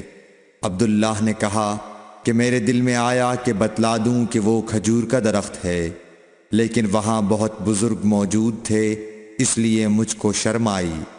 آخر صحابہ نے عرض کیا، یا رسول اللہ، آپ ہی بیان فرما دیجئے۔ آپ صلی اللہ علیہ وسلم نے بتلایا کہ وہ کھجور کا درخت ہے۔ صحیح بخاری حدیث نمبر 63۔ حضرت صلی اللہ علیہ وآلہ وسلم ایک بار مسجد میں بیٹھے ہوئے تھے، اتنے میں ایک شخص اونٹ پر سوار ہو کر آیا اور اونٹ کو مسجد میں بٹھا کر باندھ دیا۔ پھر پوچھنے لگا، بھائیو تم لوگوں میں محمد کون سے ہیں؟ حضرت صلی اللہ علیہ وسلم اس وقت لوگوں میں تکیہ لگائے بیٹھے ہوئے تھے۔ ہم نے کہا، حضرت محمد صلی اللہ علیہ وسلم یہ سفید رنگ والے بزرگ ہیں جو تکیہ لگائے ہوئے تشریف فرما ہیں۔ تب وہ آپ سے مخاطب ہوا کہ اے عبد المطلب کے فرزند۔ آپ صلی اللہ علیہ وسلم نے فرمایا، کہو میں آپ کی بات سن رہا ہوں۔ وہ بولا، میں آپ سے کچھ دینی باتیں دریافت کرنا چاہتا ہوں، اور ذرا سختی سے بھی پوچھوں گا تو آپ اپنے دل میں برا نہ مانیے گا۔ آپ صلی اللہ علیہ وسلم نے فرمایا، نہیں، جو تمہارا دل چاہے پوچھو۔ تب اس نے کہا کہ میں آپ کے رب اور اگلے لوگوں کے رب تبارک و تعالی کی قسم دے کر پوچھتا ہوں، کیا آپ کو اللہ نے دنیا کے سب لوگوں کی طرف رسول بنا کر بھیجا ہے؟ آپ صلی اللہ علیہ وسلم نے فرمایا، ہاں یا میرے اللہ۔ پھر اس نے کہا، میں آپ کو اللہ کی قسم دیتا ہوں، کیا اللہ نے آپ کو رات دن میں 5 نمازیں پڑھنے کا حکم فرمایا ہے؟ آپ صلی اللہ علیہ وسلم نے فرمایا، ہاں یا میرے اللہ۔ پھر کہنے لگا، میں آپ کو اللہ کی قسم دے کر پوچھتا ہوں کہ کیا اللہ نے آپ کو یہ حکم دیا ہے کہ سال بھر میں اس مہینے رمضان کے روزے رکھو؟ آپ صلی اللہ علیہ وسلم نے فرمایا، ہاں یا میرے اللہ۔ پھر کہنے لگا، میں آپ کو اللہ کی قسم دے کر پوچھتا ہوں کہ کیا اللہ نے آپ کو یہ حکم دیا ہے کہ آپ ہم میں سے جو مالدار لوگ ہیں ان سے زکوٰۃ وصول کر کے ہمارے محتاجوں میں بانٹ دیا کریں؟ حضرت صلی اللہ علیہ وسلم نے فرمایا، ہاں یا میرے اللہ۔ تب وہ شخص کہنے لگا، جو حکم آپ اللہ کے پاس سے لائے ہیں میں ان پر ایمان لایا، اور میں اپنی قوم کے لوگوں کا جو یہاں نہیں آئے ہیں بھیجا ہوا تحقیق حال کے لیے آیا ہوں۔ صحیح بخاری حدیث نمبر 64۔ رسول اللہ صلی اللہ علیہ وسلم نے ایک شخص کو اپنا ایک خط دے کر بھیجا اور اسے یہ حکم دیا کہ اسے حاکم بحرین کے پاس لے جائے۔ بحرین کے حاکم نے وہ خط کسریٰ شاہ ایران کے پاس بھیج دیا۔ جس وقت اس نے وہ خط پڑھا تو چاک کر ڈالا۔ راوی کہتے ہیں، اور میرا خیال ہے کہ ابن مسیب نے اس کے بعد مجھ سے کہا کہ اس واقعے کو سن کر رسول اللہ صلی اللہ علیہ وسلم نے اہل ایران کے لیے بد دعا کی کہ وہ بھی چاک شدہ خط کی طرح ٹکڑے ٹکڑے ہو جائیں۔ صحیح بخاری حدیث نمبر 65۔ رسول اللہ صلی اللہ علیہ وسلم نے کسی بادشاہ کے نام دعوت اسلام دینے کے لیے ایک خط لکھا یا لکھنے کا ارادہ کیا تو آپ صلی اللہ علیہ وسلم سے کہا گیا کہ وہ بغیر مہر کے خط نہیں پڑھتے، یعنی بے مہر کے خط کو مستند نہیں سمجھتے۔ تب آپ صلی اللہ علیہ وسلم نے چاندی کی انگوٹھی بنوائی جس میں محمد الرسول اللہ کندہ تھا۔ صحیح بخاری حدیث نمبر 66۔ ایک مرتبہ رسول اللہ صلی اللہ علیہ وسلم مسجد میں تشریف فرما تھے اور لوگ آپ صلی اللہ علیہ وسلم کے ارد گرد بیٹھے ہوئے تھے کہ 3 آدمی وہاں آئے۔ ان میں سے 2 رسول اللہ صلی اللہ علیہ وسلم کے سامنے پہنچ گئے اور ایک واپس چلا گیا۔ پھر وہ دونوں رسول اللہ صلی اللہ علیہ وسلم کے سامنے کھڑے ہو گئے۔ اس کے بعد ان میں سے ایک نے جب مجلس میں ایک جگہ کچھ گنجائش دیکھی تو وہاں بیٹھ گیا، اور دوسرا اہل مجلس کے پیچھے بیٹھ گیا، اور تیسرا جو تھا وہ لوٹ گیا۔ تو جب رسول اللہ صلی اللہ علیہ وسلم اپنی گفتگو سے فارغ ہوئے تو صحابہ رضی اللہ عنہم سے فرمایا، کیا تمہیں 3 آدمیوں کے بارے میں نہ بتاؤں؟ تو سنو۔ ان میں سے ایک نے اللہ سے پناہ چاہی، اللہ نے اسے پناہ دی، اور دوسرے کو شرم آئی تو اللہ بھی اس سے شرمایا کہ اسے بھی بخش دیا، اور تیسرے شخص نے منہ موڑا، اللہ نے بھی اس سے منہ موڑ لیا۔ صحیح بخاری حدیث نمبر 67۔ رسول اللہ صلی اللہ علیہ وسلم اپنے اونٹ پر بیٹھے ہوئے تھے اور ایک شخص نے اس کی نکیل تھام رکھی تھی۔ آپ صلی اللہ علیہ وسلم نے پوچھا، آج یہ کون سا دن ہے؟ ہم خاموش رہے حتیٰ کہ ہم سمجھے کہ آج کے دن کا آپ کوئی دوسرا نام اس کے نام کے علاوہ تجویز فرمائیں گے۔ پھر آپ صلی اللہ علیہ وسلم نے فرمایا، کیا آج قربانی کا دن نہیں ہے؟ ہم نے عرض کیا، بے شک۔ اس کے بعد آپ صلی اللہ علیہ وسلم نے فرمایا، یہ کون سا مہینہ ہے؟ ہم اس پر بھی خاموش رہے اور یہی سمجھے کہ اس مہینے کا بھی آپ اس کے نام کے علاوہ کوئی دوسرا نام تجویز فرمائیں گے۔ پھر آپ صلی اللہ علیہ وسلم نے فرمایا، کیا یہ ذو الحجہ کا مہینہ نہیں ہے؟ ہم نے عرض کیا، بے شک۔ آپ صلی اللہ علیہ وسلم نے فرمایا، تو یقیناً تمہاری جانیں اور تمہارے مال اور تمہاری آبرو تمہارے درمیان اسی طرح حرام ہیں جس طرح آج کے دن کی حرمت تمہارے اس مہینے اور اس شہر میں ہے۔ پس جو شخص حاضر ہے اسے چاہیے کہ غائب کو یہ بات پہنچا دے، کیونکہ ایسا ممکن ہے کہ جو شخص یہاں موجود ہے وہ ایسے شخص کو یہ خبر پہنچائے جو اس سے زیادہ یاد رکھنے والا ہو۔ صحیح بخاری حدیث نمبر 68۔ رسول اللہ صلی اللہ علیہ وسلم نے ہمیں نصیحت فرمانے کے لیے کچھ دن مقرر کر دیے تھے، اس ڈر سے کہ کہیں ہم کبھی دخاطر نہ ہو جائیں۔ صحیح بخاری حدیث نمبر 69۔ آپ صلی اللہ علیہ وآلہ وسلم نے فرمایا، آسانی کرو اور سختی نہ کرو، اور خوش کرو اور نفرت نہ دلاؤ۔ صحیح بخاری حدیث نمبر 70۔ عبداللہ ابن مسعود ہر جمعرات کے دن لوگوں کو وعظ سنایا کرتے تھے۔ ایک آدمی نے ان سے کہا، اے ابو عبد الرحمن، میں چاہتا ہوں کہ تم ہمیں ہر روز وعظ سنایا کرو۔ انہوں نے فرمایا، تو سن لو کہ مجھے اس امر سے کوئی چیز مانع ہے تو یہ کہ میں یہ بات پسند نہیں کرتا کہ کہیں تم تنگ نہ ہو جاؤ، اور میں وعظ میں تمہاری فرصت کا وقت تلاش کیا کرتا ہوں، جیسا کہ رسول اللہ صلی اللہ علیہ وسلم اس خیال سے کہ ہم کبھی دخاطر نہ ہو جائیں وعظ کے لیے ہمارے اوقات فرصت کا خیال رکھتے تھے۔ صحیح بخاری حدیث نمبر 71۔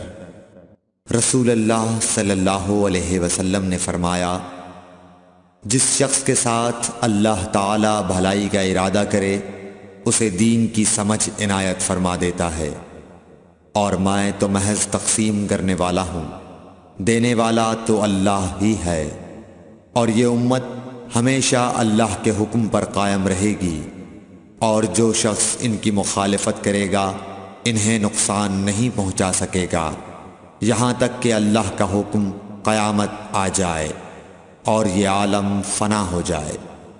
صحیح بخاری حدیث نمبر 72۔ عبداللہ بن عمر رضی اللہ تعالی عنہ کہتے تھے کہ ہم رسول اللہ صلی اللہ علیہ وسلم کی خدمت میں حاضر تھے کہ آپ صلی اللہ علیہ وسلم کے پاس کھجور کا ایک گابھا لایا گیا۔ اسے دیکھ کر آپ نے فرمایا کہ درختوں میں ایک درخت ایسا ہے اس کی مثال مسلمان کی طرح ہے۔ ابن عمر کہتے ہیں کہ یہ سن کر میں نے ارادہ کیا کہ عرض کروں کہ وہ درخت کھجور کا ہے، مگر چونکہ میں سب میں چھوٹا تھا اس لیے خاموش رہا۔ پھر رسول اللہ صلی اللہ علیہ وسلم نے خود ہی فرمایا کہ وہ کھجور ہے۔ صحیح بخاری حدیث نمبر 73۔ رسول اللہ صلی اللہ علیہ وسلم کا ارشاد ہے کہ حسد صرف دو باتوں میں جائز ہے، ایک تو اس شخص کے بارے میں جسے اللہ نے دولت دی ہو اور وہ اس دولت کو راہ حق میں خرچ کرنے پر بھی قدرت رکھتا ہو، اور ایک اس شخص کے بارے میں جسے اللہ نے حکمت کی دولت سے نوازا ہو اور وہ اس کے ذریعے سے فیصلہ کرتا ہو اور لوگوں کو اس حکمت کی تعلیم دیتا ہو۔ صحیح بخاری حدیث نمبر 74۔ رسول اللہ صلی اللہ علیہ وآلہ وسلم نے فرمایا، ایک دن حضرت موسیٰ علیہ السلام بنی اسرائیل کی ایک جماعت میں بیٹھے ہوئے تھے کہ اتنے میں ایک شخص آیا اور اس نے آپ سے پوچھا، کیا آپ جانتے ہیں کہ دنیا میں کوئی آپ سے بڑھ کر عالم موجود ہے؟ حضرت موسیٰ علیہ السلام نے فرمایا، نہیں۔ اس پر اللہ تعالیٰ نے حضرت موسیٰ علیہ السلام کے پاس وحی بھیجی کہ ہاں، ہمارا بندہ خضر ہے جس کا علم تم سے زیادہ ہے۔ حضرت موسیٰ علیہ السلام نے اللہ سے دریافت کیا کہ خضر علیہ السلام سے ملنے کی کیا صورت ہے؟ اللہ تعالیٰ نے ایک مچھلی کو ان سے ملاقات کی علامت قرار دیا اور ان سے کہہ دیا کہ جب تم اس مچھلی کو گم کر دو تو واپس لوٹ جاؤ، تب خضر سے تمہاری ملاقات ہوگی۔ تب موسیٰ علیہ السلام چلے اور دریا میں مچھلی کی علامت تلاش کرتے رہے۔ اس وقت ان کے ساتھی نے کہا، جب ہم پتھر کے پاس تھے کیا آپ نے دیکھا تھا؟ میں اس وقت مچھلی کا کہنا بھول گیا اور شیطان ہی نے مجھے اس کا ذکر بھلا دیا۔ موسیٰ علیہ السلام نے کہا، اسی مقام کی ہمیں تلاش تھی۔ تب وہ اپنے نشانات قدم پر پچھلے پاؤں باتیں کرتے ہوئے لوٹے۔ وہاں انہوں نے خضر علیہ السلام کو پایا۔ پھر ان کا وہی قصہ ہے جو اللہ نے اپنی کتاب قرآن میں بیان کیا ہے۔ صحیح بخاری حدیث نمبر 75۔ حضرت ابن عباس رضی اللہ تعالی عنہ نے فرمایا کہ ایک مرتبہ رسول اللہ صلی اللہ علیہ وآلہ وسلم نے مجھے سینے سے لگا لیا اور دعا دیتے ہوئے فرمایا کہ اے اللہ، اسے علم کتاب قرآن عطا فرمائیو۔ صحیح بخاری حدیث نمبر 76۔ عبداللہ بن عباس رضی اللہ تعالی عنہ نے فرمایا کہ میں ایک مرتبہ گدھی پر سوار ہو کر چلا۔ اس زمانے میں میں بلوغ کے قریب تھا۔ رسول اللہ صلی اللہ علیہ وسلم منی میں نماز پڑھ رہے تھے اور آپ کے سامنے دیوار کی آڑ نہ تھی، تو میں بعض صفوں کے سامنے سے گزرا اور گدھی کو چھوڑ دیا۔ وہ چرنے لگی، جبکہ میں صف میں شامل ہو گیا، مگر کسی نے مجھے اس بات پر ٹوکا نہیں۔ صحیح بخاری حدیث نمبر 77۔ محمود بن ربی فرماتے ہیں کہ مجھے یاد ہے کہ ایک مرتبہ رسول اللہ صلی اللہ علیہ وسلم نے ایک ڈول سے منہ میں پانی لے کر میرے چہرے پر کلی فرمائی اور میں اس وقت 5 سال کا تھا۔ صحیح بخاری حدیث نمبر 78۔ حضور اکرم صلی اللہ علیہ وآلہ وسلم نے فرمایا کہ ایک بار حضرت موسیٰ علیہ السلام بنی اسرائیل کی ایک جماعت میں تھے کہ اتنے میں ایک شخص آیا اور کہنے لگا، کیا آپ جانتے ہیں کہ دنیا میں آپ سے بھی بڑھ کر کوئی عالم موجود ہے؟ حضرت موسیٰ علیہ السلام نے فرمایا کہ نہیں۔ تب اللہ تعالیٰ نے حضرت موسیٰ علیہ السلام پر وحی نازل کی کہ ہاں، ہمارا بندہ خضر علم میں تم سے بڑھ کر ہے۔ تو حضرت موسیٰ علیہ السلام نے ان سے ملنے کی راہ دریافت کی۔ اس وقت اللہ تعالیٰ نے ان سے ملاقات کے لیے مچھلی کو نشانی قرار دیا اور ان سے کہہ دیا کہ جب تم مچھلی کو نہ پاؤ تو لوٹ جانا، تم خضر سے ملاقات کر لوگے۔ حضرت موسیٰ علیہ السلام دریا میں مچھلی کے نشان کا انتظار کرتے رہے۔ تب ان کے خادم نے ان سے کہا، کیا آپ نے دیکھا تھا کہ جب ہم پتھر کے پاس تھے تو میں وہاں مچھلی بھول گیا اور مجھے شیطان ہی نے غافل کر دیا؟ حضرت موسیٰ علیہ السلام نے کہا کہ ہم اسی مقام کے تو متلاشی تھے۔ تب وہ اپنے قدموں کے نشانوں پر باتیں کرتے ہوئے واپس لوٹے۔ وہاں خضر علیہ السلام کو انہوں نے پایا۔ پھر ان کا قصہ وہی ہے جو اللہ تعالیٰ نے اپنی کتاب میں بیان فرمایا ہے۔ صحیح بخاری حدیث نمبر 79۔ آپ صلی اللہ علیہ وآلہ وسلم نے فرمایا کہ اللہ تعالیٰ نے مجھے جس علم و ہدایت کے ساتھ بھیجا ہے اس کی مثال زبردست بارش کی سی ہے جو زمین پر خوب برسے۔ بعض زمین جو صاف ہوتی ہے وہ پانی کو پی لیتی ہے اور بہت سبزہ اور گھاس اگاتی ہے، اور بعض زمین جو سخت ہوتی ہے وہ پانی کو روک لیتی ہے۔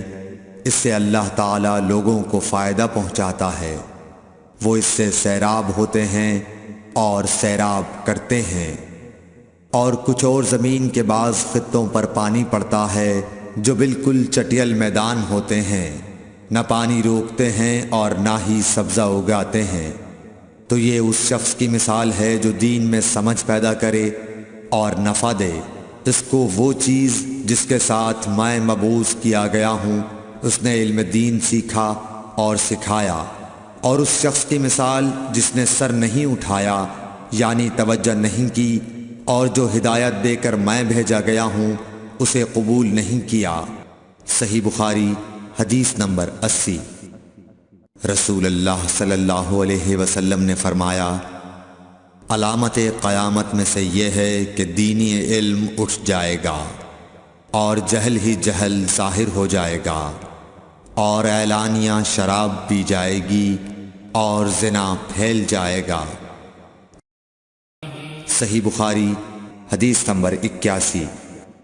رسول اللہ صلی اللہ علیہ وآلہ وسلم نے فرمایا کہ علامات قیامت میں سے یہ ہے کہ علم دین کم ہو جائے گا، جہل ظاہر ہو جائے گا، زنا بکثرت ہوگا، عورتیں بڑھ جائیں گی اور مرد کم ہو جائیں گے، حتیٰ کہ 50 عورتوں کا نگران صرف ایک مرد رہ جائے گا۔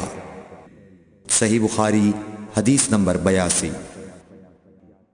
رسول اللہ صلی اللہ علیہ وسلم نے فرمایا کہ میں سو رہا تھا، اسی حالت میں مجھے دودھ کا پیالہ دیا گیا، میں نے خوب اچھی طرح پی لیا، حتیٰ کہ میں نے دیکھا کہ تازگی میرے ناخنوں سے نکل رہی ہے۔ پھر میں نے اپنا بچا ہوا دودھ عمر بن الخطاب کو دے دیا۔ صحابہ رضی اللہ عنہم نے پوچھا، آپ نے اس کی کیا تعبیر لی؟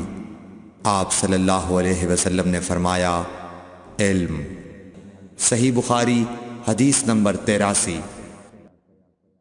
حجۃ الوداع میں رسول اللہ صلی اللہ علیہ وسلم لوگوں کے مسائل دریافت کرنے کی وجہ سے منا میں ٹھہر گئے تو ایک شخص آیا اور اس نے کہا کہ میں نے بے خبری میں ذبح کرنے سے پہلے سر منڈا لیا۔ آپ صلی اللہ علیہ وسلم نے فرمایا، اب ذبح کر لے اور کچھ حرج نہیں۔ پھر دوسرا آدمی آیا، اس نے کہا کہ میں نے بے خبری میں رمی کرنے سے پہلے قربانی کر لی۔ آپ صلی اللہ علیہ وآلہ وسلم نے فرمایا، اب رمی کر لے اور پہلے کر دینے سے کچھ حرج نہیں۔ ابن عمرو کہتے ہیں اس دن آپ صلی اللہ علیہ وسلم سے جس چیز کا بھی سوال ہوا جو کسی نے آگے اور پیچھے کر لی تھی تو آپ صلی اللہ علیہ وسلم نے یہی فرمایا کہ اب کر لے اور کچھ حرج نہیں۔ صحیح بخاری حدیث نمبر 84۔ نبی صلی اللہ علیہ وسلم سے آپ کے آخری حج میں کسی نے پوچھا کہ میں نے رمی کرنے یعنی کنکر پھینکنے سے پہلے ذبح کر لیا۔ آپ صلی اللہ علیہ وسلم نے ہاتھ سے اشارہ کیا اور فرمایا کچھ حرج نہیں۔ کسی نے کہا کہ میں نے ذبح سے پہلے حلق کر لیا۔ آپ صلی اللہ علیہ وسلم نے سر سے اشارہ فرما دیا کہ کچھ حرج نہیں۔ صحیح بخاری حدیث نمبر 85۔ آپ صلی اللہ علیہ وسلم نے فرمایا کہ ایک وقت ایسا آئے گا کہ جب علم اٹھا لیا جائے گا، جہالت اور فتنے پھیل جائیں گے اور حرج بڑھ جائے گا۔ آپ سے پوچھا گیا کہ یا رسول اللہ حرج سے کیا مراد ہے؟ آپ صلی اللہ علیہ وسلم نے اپنے ہاتھ کو حرکت دے کر فرمایا، اس طرح گویا آپ صلی اللہ علیہ وسلم نے اس سے قتل مراد لیا۔ صحیح بخاری حدیث نمبر 86۔ ہم سے موسیٰ بن اسماعیل نے بیان کیا، ان سے وہیب نے، ان سے حشام نے فاطمہ کے واسطے سے نقل کیا، وہ اسما سے روایت کرتی ہیں کہ میں عائشہ رضی اللہ تعالی عنہا کے پاس آئی، وہ نماز پڑھ رہی تھیں۔ میں نے کہا لوگوں کا کیا حال ہے؟ تو انہوں نے آسمان کی طرف اشارہ کیا، یعنی سورج کو گہن لگا ہے۔ اتنے میں لوگ نماز کے لیے کھڑے ہو گئے۔ حضرت عائشہ رضی اللہ تعالی عنہا نے کہا اللہ پاک ہے۔ میں نے کہا کیا یہ گہن کوئی خاص نشانی ہے؟ انہوں نے سر سے اشارہ کیا، یعنی ہاں۔ پھر میں بھی نماز کے لیے کھڑی ہو گئی، حتیٰ کہ مجھے غش آنے لگا تو میں اپنے سر پر پانی ڈالنے لگی۔ پھر نماز کے بعد رسول اللہ صلی اللہ علیہ وسلم نے اللہ تعالیٰ کی تعریف کی اور اس کی صفت بیان فرمائی۔ پھر فرمایا جو چیز مجھے پہلے دکھلائی نہیں گئی تھی آج وہ سب اس جگہ میں نے دیکھ لی، یہاں تک کہ جنت اور دوزخ کو بھی دیکھ لیا، اور مجھ پر یہ وحی کی گئی کہ تم اپنی قبروں میں آزمائے جاؤ گے۔ مثل یا قرب کا کون سا لفظ؟ حضرت اسما نے فرمایا میں نہیں جانتی۔ فاطمہ کہتی ہیں یعنی فتنہ دجال کی طرح آزمائے جاؤ گے۔ کہا جائے گا قبر کے اندر کہ تم اس آدمی کے بارے میں کیا جانتے ہو؟ تو جو صاحب ایمان یا صاحب یقین ہوگا، کون سا لفظ فرمایا؟ حضرت اسما نے مجھے یاد نہیں۔ وہ کہے گا وہ محمد اللہ کے رسول صلی اللہ علیہ وسلم ہیں جو ہمارے پاس اللہ کی ہدایت اور دلیلیں لے کر آئے تو ہم نے ان کو قبول کر لیا اور ان کی پیروی کی۔ وہ محمد صلی اللہ علیہ وسلم ہیں۔ 3 بار اسی طرح کہے گا، پھر اس سے کہہ دیا جائے گا کہ آرام سے سو جا، بے شک ہم نے جان لیا کہ تو محمد صلی اللہ علیہ وسلم پر یقین رکھتا تھا۔ اور بہرحال منافق یا شکی آدمی، میں نہیں جانتی کہ ان میں سے کون سا لفظ حضرت اسما نے استعمال کیا۔ تو وہ منافق یا شکی آدمی کہے گا کہ جو لوگوں کو میں نے کہتے سنا میں نے بھی وہی کہہ دیا، باقی میں کچھ نہیں جانتا۔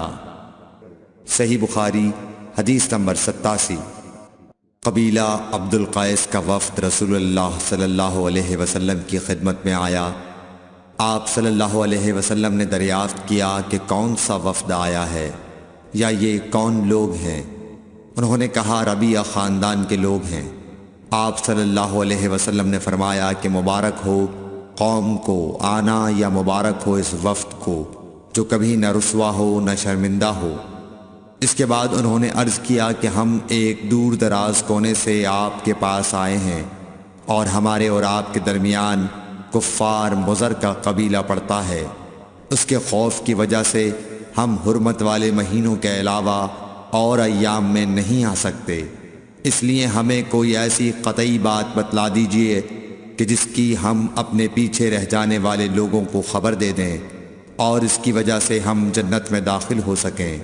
تو آپ صلی اللہ علیہ وسلم نے انہیں 4 باتوں کا حکم دیا اور 4 سے روک دیا۔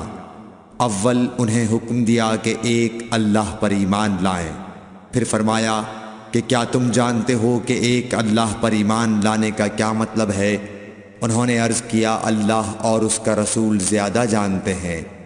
آپ صلی اللہ علیہ وسلم نے فرمایا ایک اللہ پر ایمان لانے کا مطلب یہ ہے کہ اس بات کا اقرار کرنا کہ اللہ کے سوا کوئی معبود نہیں، اور یہ کہ محمد صلی اللہ علیہ وسلم اللہ کے سچے رسول ہیں، اور نماز قائم کرنا، زکوٰۃ ادا کرنا اور ماہ رمضان کے روزے رکھنا، اور یہ کہ تم مال غنیمت سے 5واں حصہ ادا کرو، اور 4 چیزوں سے منع فرمایا، دبا، حنتم، مزفت کے استعمال سے۔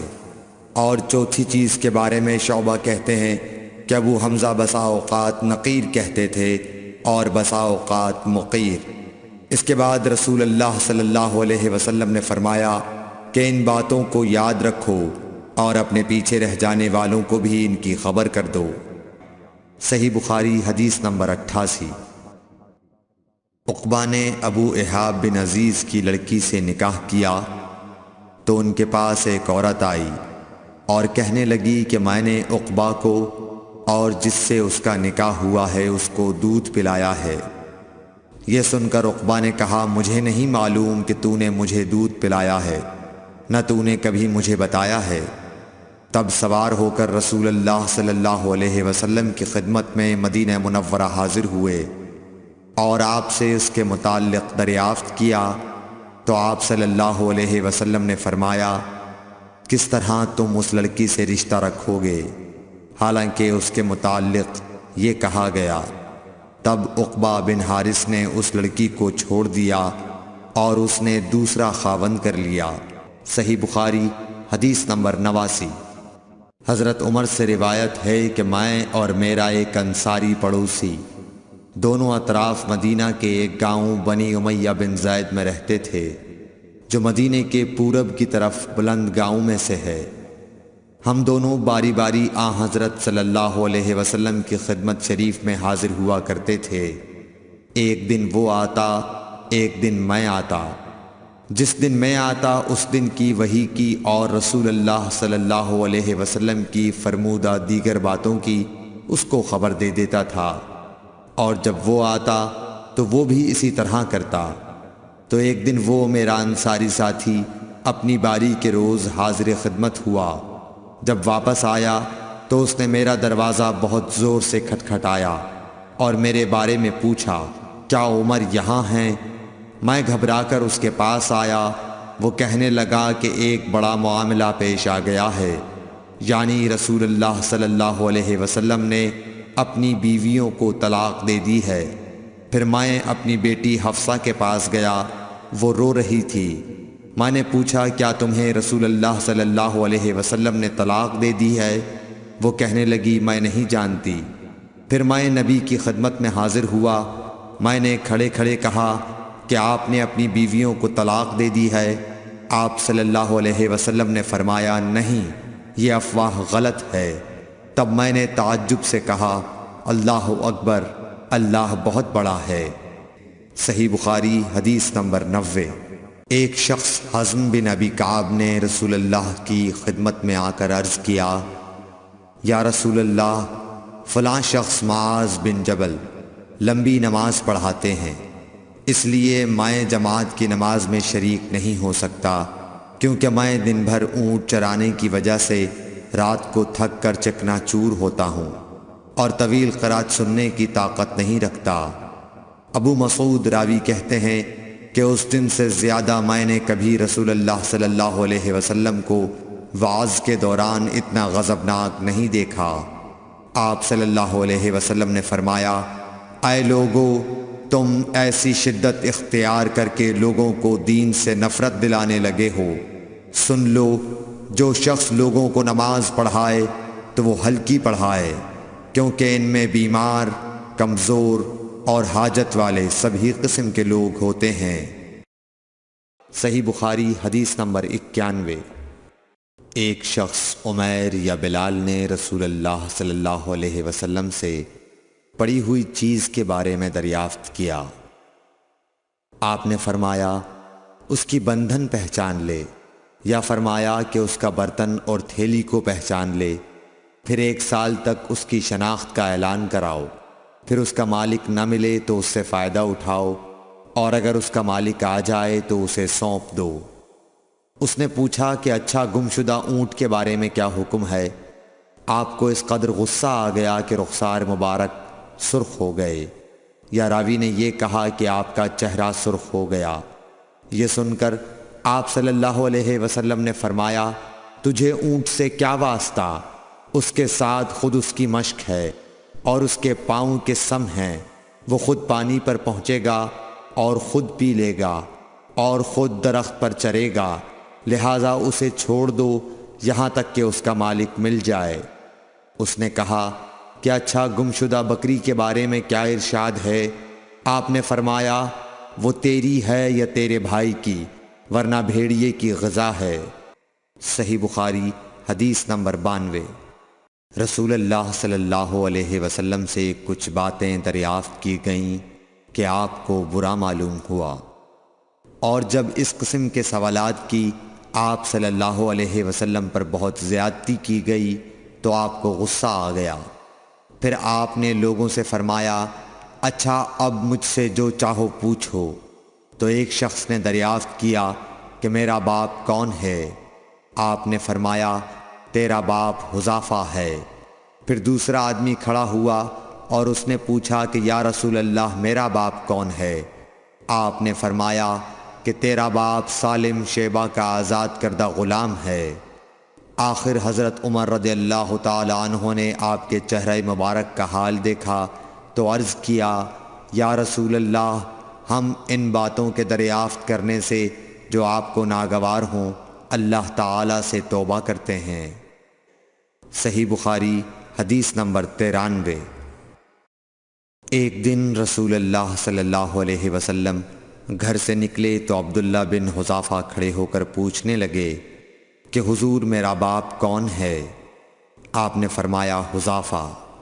پھر آپ نے بار بار فرمایا کہ مجھ سے پوچھو۔